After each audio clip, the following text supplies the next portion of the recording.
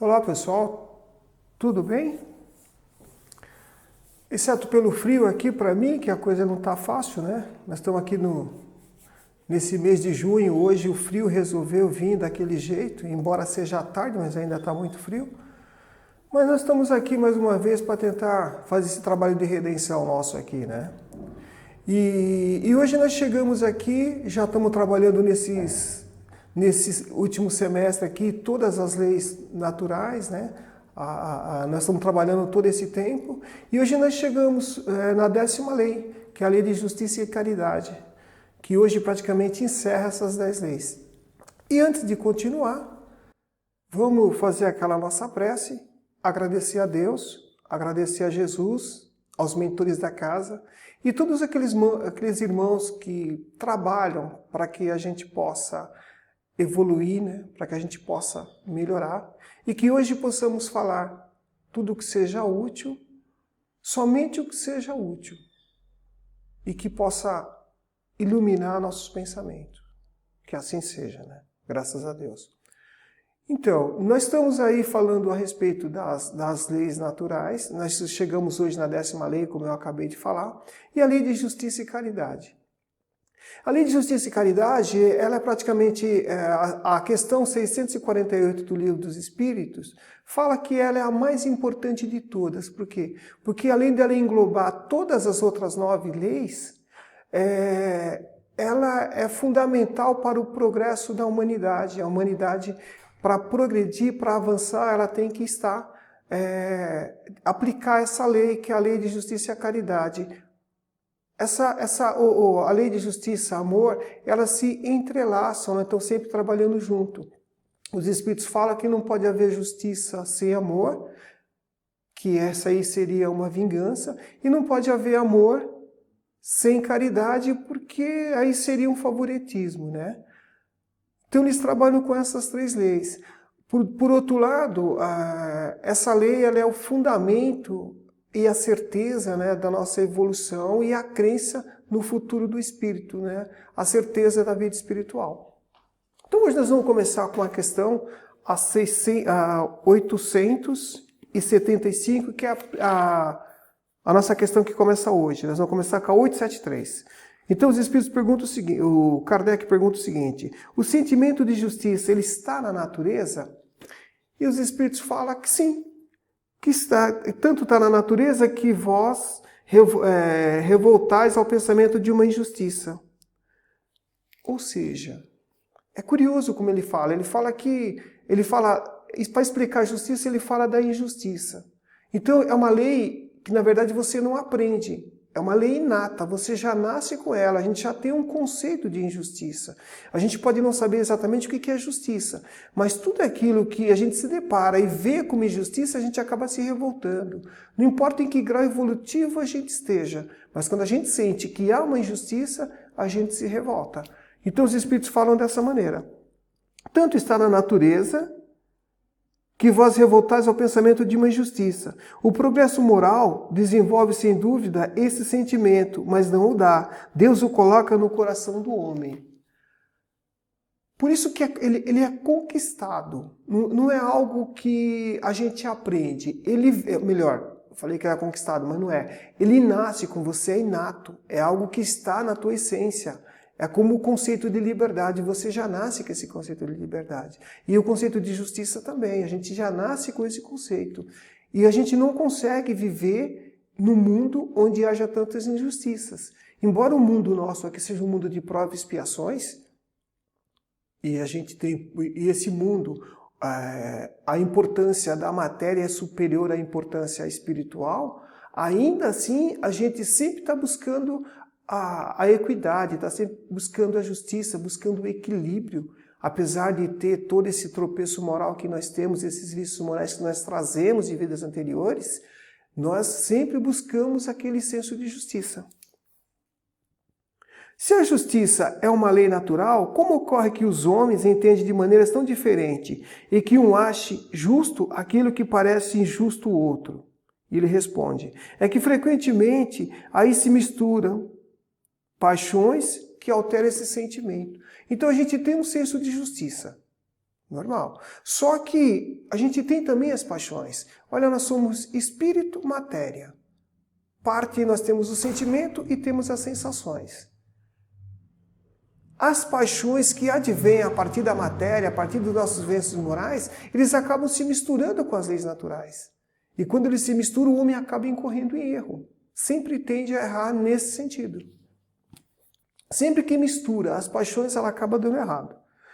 A questão 875. Como se pode definir a justiça? Kardec, é lógico que é Kardec, né? Inteligente como é, ele não se convenceu e falou, como se pode definir a justiça? E os espíritos respondem, a justiça consiste no respeito aos direitos de cada um. Mas como a gente vai saber o direito de cada um? E eles falam, e Kardec pergunta, o que determina esse direito? E os espíritos respondem que são duas coisas, a lei humana e a lei natural. A lei humana, a gente sabe o seguinte, vivemos em sociedade, desde a época de Moisés. Moisés foi o legislador, ele criou a lei civil, e a gente, dentro daquela lei civil, ele tinha que fazer com que aquele povo, para atingir seu objetivo, tivessem que respeitar certas normas. E ele falou que, além dos decálogos, dos 10 mandamentos, ele criou as leis civis para que as pessoas pudessem se respeitar, pudessem trabalhar no propósito comum do bem. Então você tinha que ter uma lei, tinha que ter uma norma. Só que a lei do homem, ela vai se adequando à realidade da época. Ela muda com o tempo, ela é uma lei mutável, ela atende interesses, ela é feita segundo a conveniência daquela sociedade, daquela questão política daquele povo, e ela vai mudando. Isso, tanto numa sociedade como num país, se respeita uma questão cultural. Então, a lei social, a lei do homem, ela se adequa de acordo com a época e ela se adequa de acordo com o país, ao estado, a situação. As leis de Deus é o contrário. As leis de Deus, elas são imutáveis, elas são permanentes, elas são eternas. Então ela é feita com muita sabedoria. Por isso que ela é irrevogável. São leis que vão nortear em todas as partes. Em todos os países, em todo o mundo, ela norteia a conduta do homem. Nem sempre a lei natural, nem sempre a lei natural, nem sempre a lei social, ela condiz com a lei natural. Por quê? Porque a lei é eterna. Como a lei do homem é uma lei mutável, uma lei que está sempre mudando e sempre fazendo adequações, reparo, revogações e tudo mais, nem sempre ela é uma lei que condiz com a lei de Deus, porque ela atende a certos interesses. Já a lei de Deus não, ela permanece. Então, de vez em quando, existem alguns conflitos. A gente ouve sempre falar, olha, determinada lei, ela é imoral, mas é legal. Para a lei de Deus não existe isso, para a lei natural não existe. A lei, para ser legal, ela tem que ser moral acima de tudo. Então a lei trabalha com os princípios morais, é a lei da moralidade, a lei desse equilíbrio. Por isso que ela é eterna, ela é irrevogável. E aqui os espíritos respondem para Kardec. Duas coisas determinam, a lei humana e a lei natural. Tendo os homens feito leis apropriadas aos seus costumes, ao seu caráter, essas leis estabeleceram direitos que puderam variar com o progresso dos conhecimentos. O direito estabelecido pelos homens, portanto, não está sempre em conformidade com a justiça, que é o que nós falamos agora. A justiça, ela tem um outro conceito. A justiça do homem, a justiça do direito, a justiça jurídica, ela está muito distante do que realmente é justiça dentro do conceito espiritual, dentro do conceito divino. E ele fala, aliás, ele não regula senão certas relações sociais, enquanto que na vida particular há uma imensidade de atos que são unicamente de alçada do tribunal da consciência. Então, a lei, voltando a repetir aqui, a lei dos homens, ela atende determinados interesses numa determinada época e às vezes ela conflita com a lei natural, com a lei de Deus. Nós vamos agora para a questão 880, que é o direito de propriedade. Os espíritos perguntam, Kardec pergunta, qual é o primeiro de todos os direitos naturais do homem? E eles respondem, o direito de viver. Por isso ninguém tem o direito de atentar contra a vida de seu semelhante. Nós estamos no mundo de provas e expiações. Nós nascemos aqui, já viemos de outros mundos, estamos aqui para a gente evoluir. E para a gente evoluir, todas as leis morais, já falamos isso em outra oportunidade, ela tem que ser desenvolvida dentro de uma sociedade, não se pratica a lei moral sozinho, não tem como fazer isso, porque você não avança. Tem que praticar com o outro, exatamente com... Porque nas reencarnações, as pessoas que são colocadas no nosso entorno são pessoas comprometidas como nós, comprometidas com a lei. Nós falhamos lá atrás, estamos falhando aqui, e a gente vê exatamente para ver se consegue superar essa situação. Então, o primeiro direito é o direito de viver. Alguns países, eles colocam lá a pena de morte, prisão perpétua. Prisão perpétua, a pessoa ainda está viva. Mas a pena de morte, quando isso é aplicada, é um erro tremendo. Para aquela época, ou para aquele país que aplica essa lei, é legal, é normal, está de acordo com a sociedade. Mas ela conflita de maneira absurda as leis de Deus. Se a gente vê algum caso, por exemplo, de aborto, o aborto em vários países ele é tido como legítimo, ele é tido como normal, porque a mulher pode responder pelo seu corpo, ela faz o que ela quiser do corpo dela. Então eles não se preocupam muito com o feto, entende até que não existe vida ali. Eles têm um outro conceito para conseguir aplicar esse aborto. Então eles não têm peso de consciência, para eles aquilo é normal. Já perante as leis divinas, não, aquilo é crime.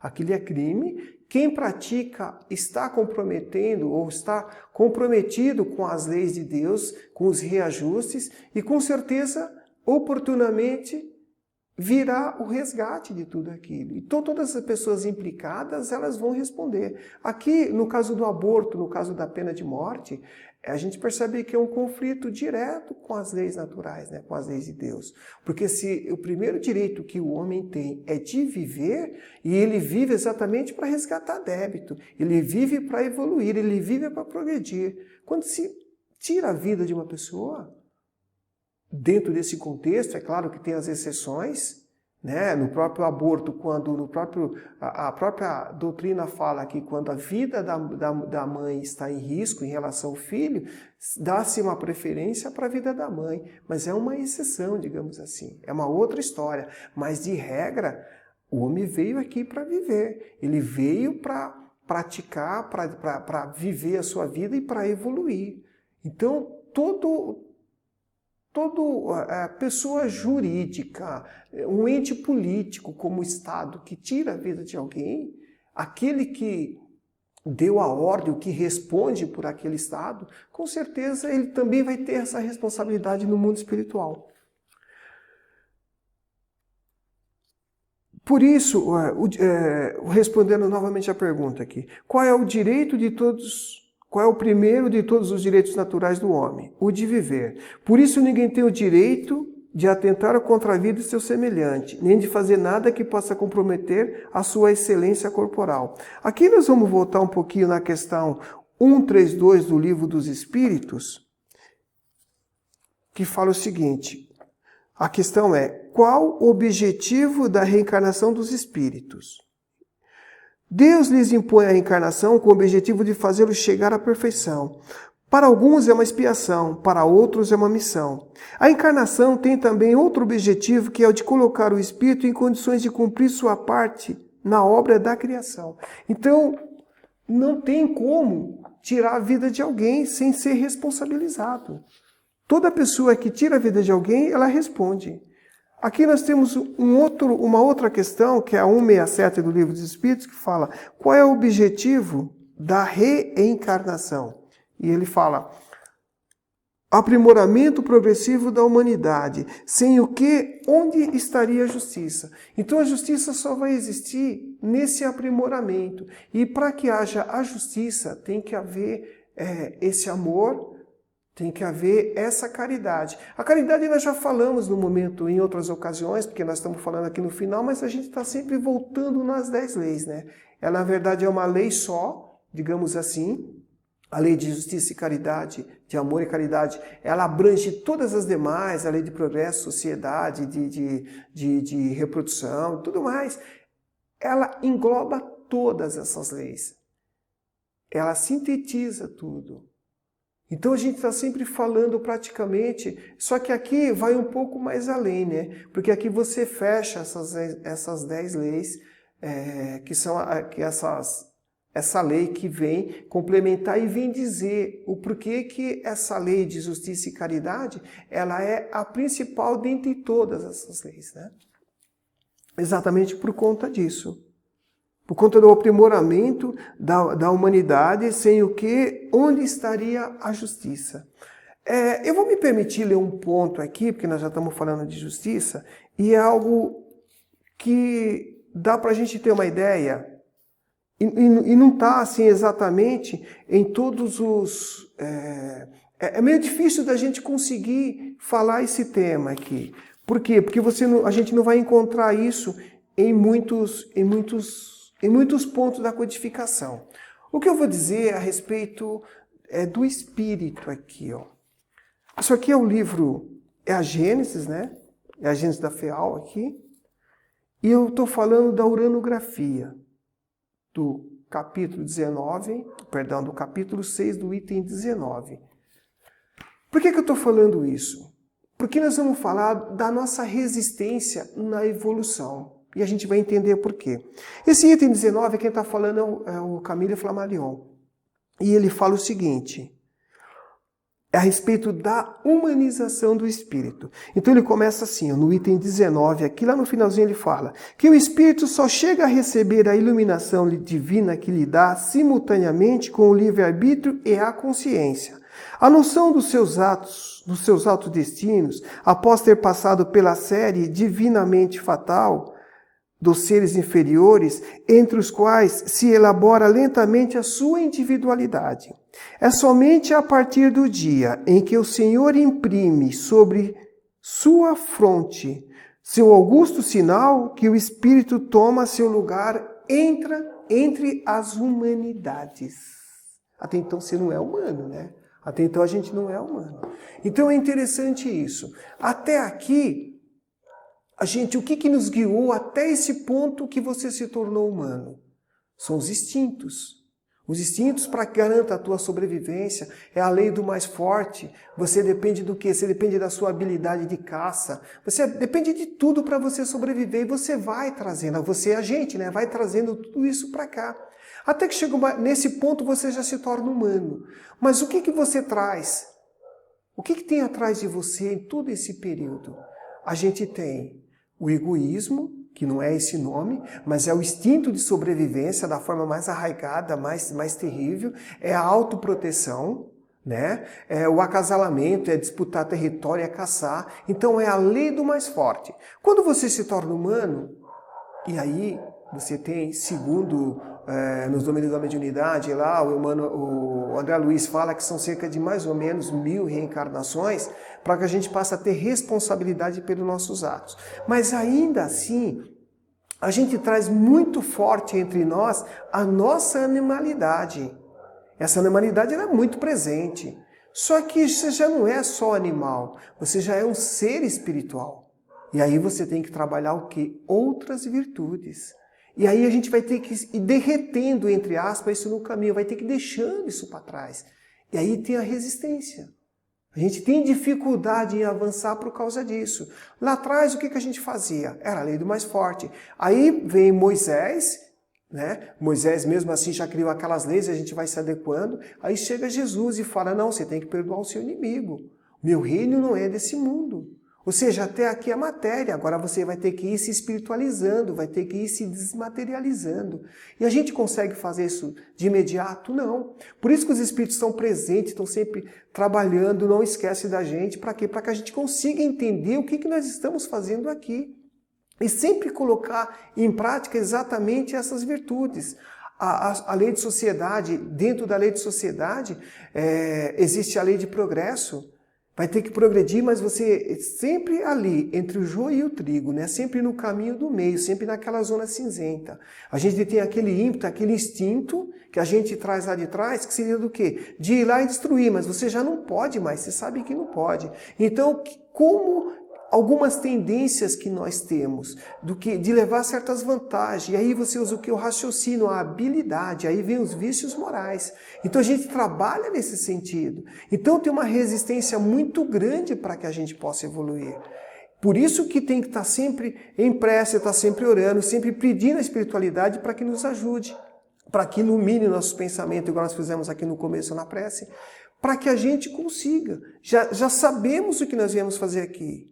Já sabemos por que estamos aqui. A essa altura do campeonato, entre aspas, nós já sabemos o quanto nós andamos e o quanto ainda nos falta. Os Espíritos falam que nós estamos mais próximos da animalidade do que da angelitude. E a gente percebe no nosso instinto, nas nossas tendências para determinadas situações, né? A gente não tem essa ambientação reencarnatória, que tudo que é colocado aqui é para a gente evoluir, a gente ainda resiste, se insurge contra determinadas situações que nos contrariam. A gente não quer que seja daquela forma, a gente quer as facilidades, a gente quer passar por cima do outro. E isso vem de maneira transformada, mas na essência é a mesma coisa que era lá de trás. Por isso que eu fiz questão de ler isso aqui, quando o Senhor coloca na nossa fronte o símbolo, né, o sinal da humanidade. Então, a partir daqui você é humano. A partir daquele momento você é humano, você é espírito, você se emancipou. Então começa uma outra etapa da sua evolução. Por isso que não é fácil. Nós vamos para a questão 883. Perdão, vamos para a questão 881, né? O direito de viver dá ao homem o direito de ajuntar o que necessitar para viver e repousar, quando não puder mais trabalhar? Sim, mas deve fazê-lo em família e não amontoar como um egoísta. O fato de você acumular, pode. O mundo tem o bastante para todo mundo, não tem o bastante para cobiça. É isso que a espiritualidade fala. Para cobiça, o mundo não é o bastante, para quem é ambicioso, para quem tem esse egoísmo. Aquela história que nós estávamos falando agora há pouco, da emancipação. A gente brigava por território e queria tudo para nós. Hoje não, hoje a gente já é um ser racional. E a gente tem que se desvincular desse apego, tem que abrir mão de tudo isso. A gente deve abrir mão de tudo isso por uma questão de inteligência. Só que a gente luta ainda com a nossa materialidade. E essa resistência é muito grande. Por isso que primeiro tem que haver evolução intelectual, a inteligência tem que estar mais aflorada, para a gente ter capacidade de fazer escolhas e exercer essa vontade, né? No livre-arbítrio a gente exerce a vontade e faz as escolhas. E à medida que a gente vai fazendo as escolhas mais acertadas, o nosso sofrimento ele é menor. Por que ele é menor? Exatamente porque o que nos faz sofrer são as nossas imperfeições. As imperfeições é que nos leva realmente a um sofrimento absurdo. E a gente, a cada reencarnação, a gente tem a oportunidade de aprender o que realmente nos faz sofrer e trabalhar e lutar para que a gente consiga avançar nesse sentido. Sim, mas deve fazê-lo. Sim, mas deve fazê-lo em família, como a abelha, por um trabalho honesto, e não amontoar como egoísta. Mesmo alguns animais lhe dão exemplo de previdência. Então a gente tem que sempre evitar esse acúmulo. Acumular mais do que você precisa, porque não tem o bastante para todos. Então vai ter que ser proporcional. Mas tem o bastante, melhor, tem o bastante para todos, mas não para ganância, né? Não para ambição. O homem tem o direito de defender o que ajuntou pelo trabalho? Sim. Deus disse, não furtarás. Deus disse, não furtarás. E Jesus, é preciso dar a César o que pertence a César. O que o homem amontoa por um trabalho honesto é uma propriedade legítima, que tem o direito de defender, porque a propriedade que é fruto do trabalho é um direito natural, tão sagrado como o de trabalhar e de viver. Então não tem nada contra se ter bem, se ter um certo gozo na vida, né? Você ter conforto. Não é esse o problema. O problema é a ganância, o problema é o excesso, como tudo no mundo, né? O problema é o desequilíbrio. Sempre que você excede, você desequilibra. O desejo de possuir está na natureza? E os espíritos respondem, sim, mas quando o homem só deseja para si e para a sua satisfação pessoal, é egoísmo. Então, o que ele acumula, o que ele detém, tem que ser para o bem geral, tem que ser para todo mundo. Não se evolui sozinho e não se é feliz sozinho, segundo os espíritos. Não é legítimo, entretanto, o direito de possuir, visto que aquele que tem de que viver não é carga para ninguém? Há homens insaciáveis e que acumulam sem proveito para ninguém ou para satisfazer suas paixões. Você acha que Deus se agrada disso? Aquele que, ao contrário, amontoa por seu trabalho para ajudar seus semelhantes, pratica a lei de amor e caridade, e seu trabalho é abençoado por Deus. Olha só, quando você ajuda, quando você acumula visando o bem de todos, é caridade. Não importa o quão rico você seja, mas você está pensando no bem de todo mundo. Então, Deus entende que isso é uma caridade. Os Espíritos falam que isso é uma caridade. Então é bom a gente ter essa noção de como que essas coisas funcionam. Agora nós vamos para a questão 885.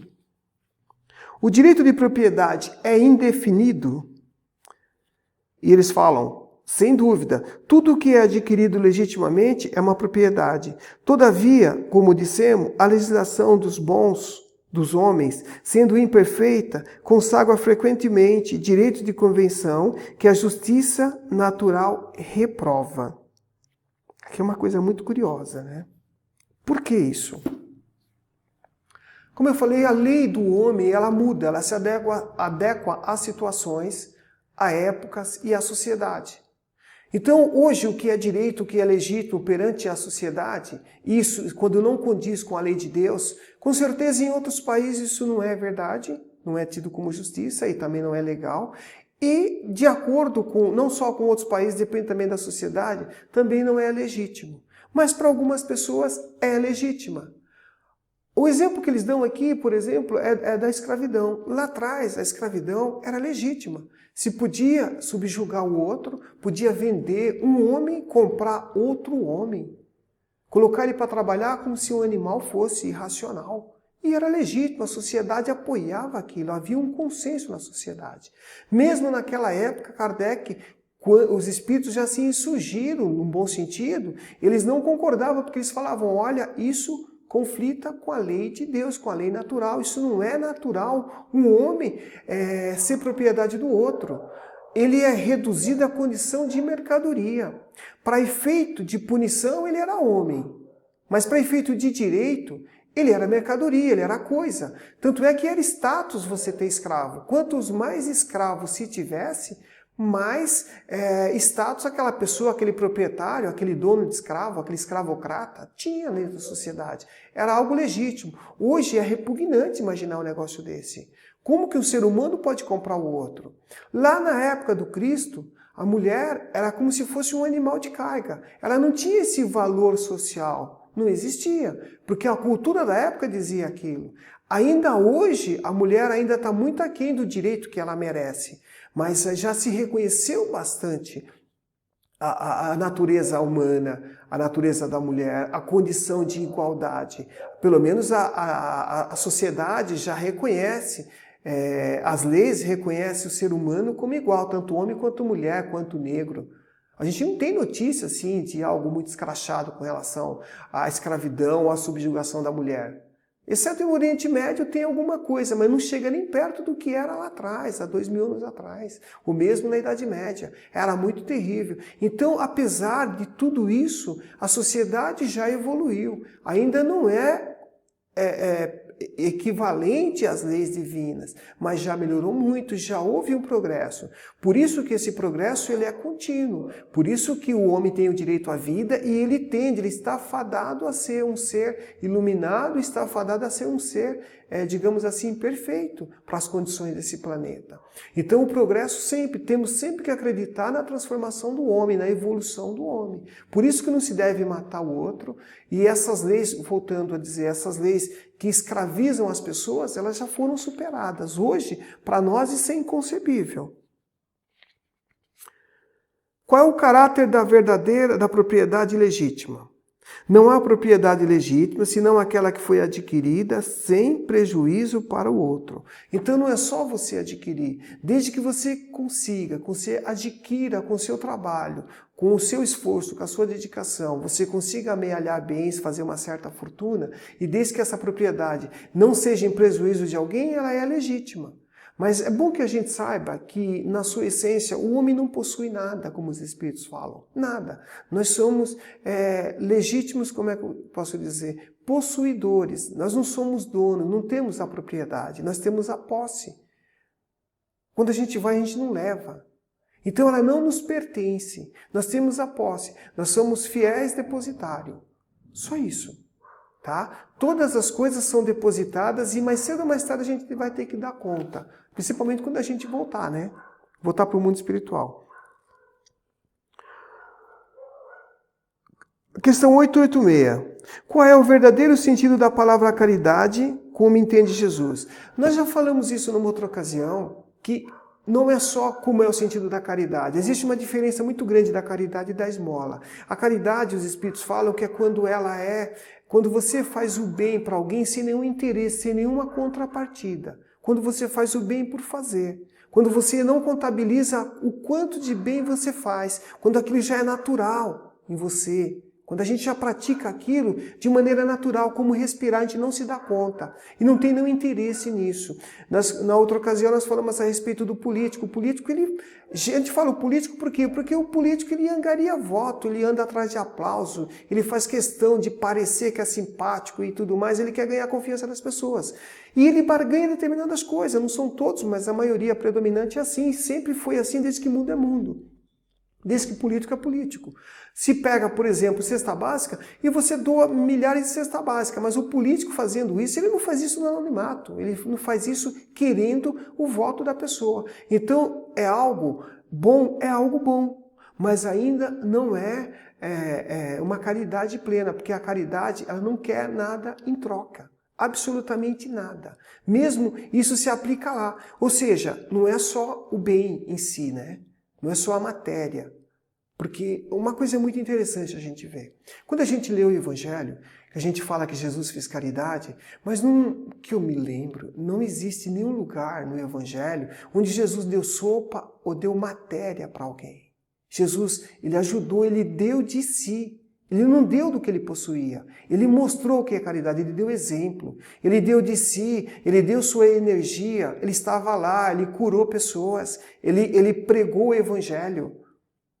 Ele ajudou pessoas, mas em momento nenhum a gente vê ele dando roupa, dando sopa, dando coisa do tipo. Então é bom a gente pensar isso. A caridade em si é quando você dá de si, não dá do que você possui, não dá o excesso, não dá daquilo que você não precisa. Né? A gente tem o óbolo da viúva, aquilo foi o maior exemplo de caridade. Ela deu, no caso em questão ali, eu estou falando do Cristo que não deu nada de material, mas o próprio Cristo falou, essa viúva deu mais que todo mundo. Por que ela deu? Ela deu um óbolo, ela deu aquilo que ela precisava, mais do que quem estava recebendo. Então isso é uma caridade, a maneira da gente visualizar o que é a caridade. A diferença da esmola é que a esmola, segundo os Espíritos, ela envergonha quem recebe. A pessoa fica exposta, então ela fica diminuída, meio que você atinge a dignidade dela.